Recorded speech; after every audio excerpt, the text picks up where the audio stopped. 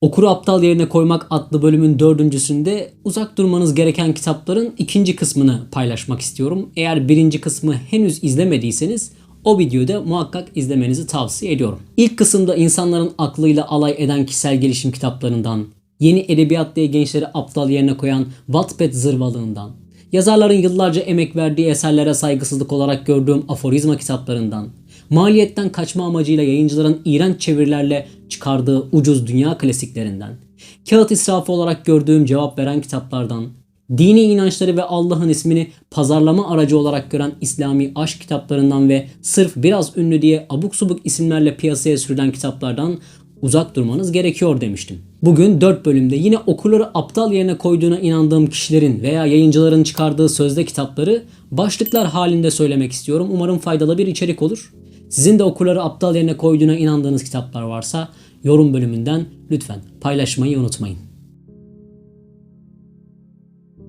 Konu dönüp dolaşıp yine gündeme gelecek ve biliyorum birçok arkadaşımız bana yine kızacak ama gelecek hakkında endişe etmek ve mevcut düzenden rahatsızlık duymak için çok fazla sebebimiz var. Peki foncular ne alaka diyorsanız kısaca açıklamak isterim.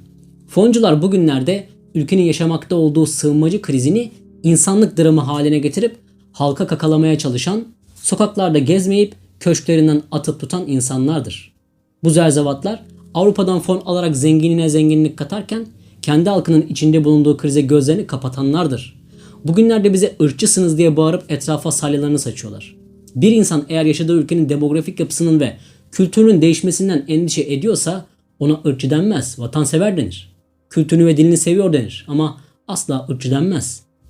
Geleceği hakkında kaygı duyan bir insana ırkçısınız diyorsanız size pembe gözlüklerinizi çıkarıp dışarıya bakmanızı öneriyorum. Burada onlarca kitap tavsiyesinde bulundum. Hepsi temel insani ihtiyaçları ve düşünceleri olumlu yönde etkileyen eserlerdi ve çoğu da hümanist yaklaşımda bulunuyordu. Fakat ütopyalarda yaşayamayız. Sınırlar kaldırılsın, kardeşlik yükselsin, ırkçılık son bulsun demek en kolayı ama bunun olmayacağını bilmek çok daha kolay. Bu sebeple kendi göbek bağımızı kendimiz kesmeliyiz ve olası yeni krizler gelmeden önlem almalıyız. Peki ben ne yapabilirim diyorsanız bu foncuların kanallarını izlemeyin. Onların söylemlerini görmezden gelin. Mevcut kriz hakkında sesinizi yükseltmekten çekinmeyin ve bu foncuların yazdıkları kitapları asla satın almayın. Bu fikirleri Mustafa Kemal Atatürk'ten aldığım yetkiyle dile getiriyorum. Çünkü ben 5 sene sonra da bu platform üzerinden özgürce içerik üretmeyi istiyorum. Ben kuruluş ilkelerine geri dönen bir ülke arzuluyorum. Kültürümüzün ve dilimizin ilelebet payidar kalmasını istiyorum. Başka bir amacım yok.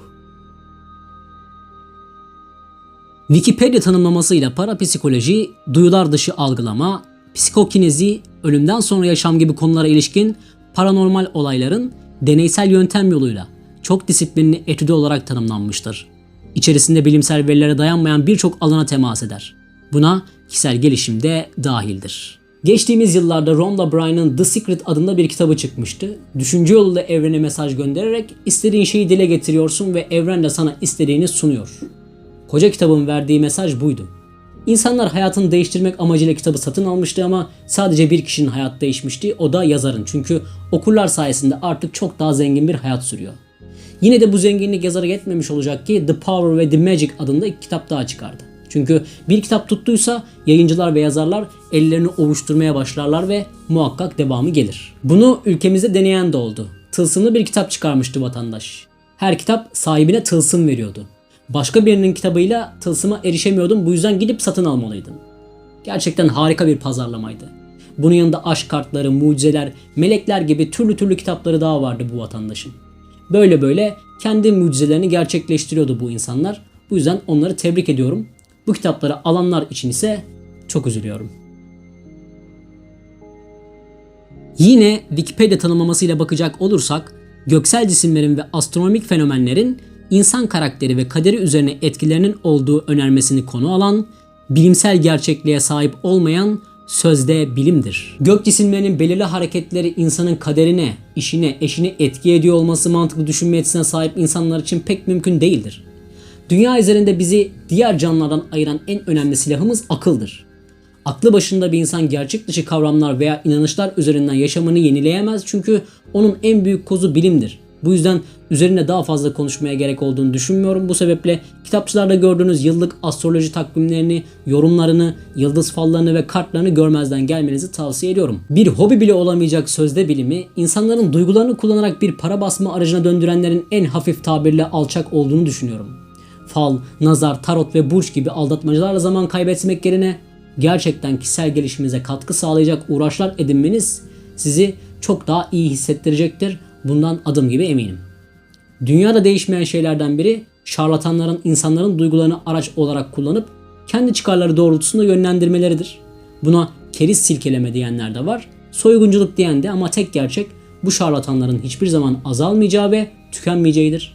Şekil veya yöntem değişir ama zihniyet baki kalır. Alternatif tıp başlığı sizi yanıltmasın. İlaçsız bir yaşamı elbette destekliyorum. Her ne kadar ben kendi adıma bunu pek beceremesem de sağlıklı beslenmenin öneminin farkındayım. Doğanın sunduklarını hiçbir kimyasala değişmem ama alternatif tıp adı altında insanların kandırılmasına da göz yummak istemiyorum. 1000 yıl önce yaşayan insanların içi boş inançlarını ve öğretilerini bugün çeşitli kitaplar aracılığıyla pazarlayanlar için bu bölüm. Hurafe üzerine alternatif tıp yaratmak insanın aklıyla alay etmektir. Mesela bunlardan bir tanesi Reiki. Sosyal medya üzerinden kendisini Reiki öğretmeni olarak pazarlayan ve çeşitli kitaplarla bunu destekleyenleri görüyorum. Spiritüelizm, çakralar ve auralar çerçevesinde insanlara enerji göndererek iyileştirme gayesinde olduklarını söylüyor bu insanlar. Genelde enerji birinden başka birine verilir ve bunu belli bir ücret karşılığında yapıyorlar. İnisiye yapılan kişi başkalarını da inisiye edebiliyor. Tıpkı saadet zinciri gibi. Bir diğer zırvalık ise şifalı taşlardır. Doğada buldukları çeşitli renkli taşlara anlam yükleyip onların enerjiyle dolu olduğunu ve kişiye iyileştirici güç pompaladığını belirtiyorlar. Bunu da çeşitli kitaplarla süsleyip püsleyip yayınlıyorlar. Aklı başında bir insanın bir taşla iyileşmeyeceğini herkes bilir ama hiç ummadığımız insanların böyle şeylere inandığını da şahit olunca ister istemez burada da bahsetme gereği duydum. Meselenin özü aslında plasebo etkisi dediğimiz şey. Kişinin kendisini telkin etmesi. Fakat bunu yaparken sığır muamelesi gösterilmesi gerçekten beni biraz üzüyor. Uzak durmanız gereken kitaplar defterini burada kapatıyorum. Eğer olağanüstü bir şey olmazsa bu kısmın devamı artık gelmeyecek. 2 videoda bütün meramımı anlattığımı düşünüyorum ama okuru aptal yerine koyanların son bulmayacağını bildiğim için seriyi bitirmeyeceğim. Ne zaman okur bilinci hiç olmadığı kadar yükselir, o zaman yayıncılar ve yazarlar huyundan vazgeçer. Amacım bu bilinç için küçük de olsa su taşıyabilmek. Bir sonraki hafta görüşmek dileğiyle, kendinize çok iyi bakın.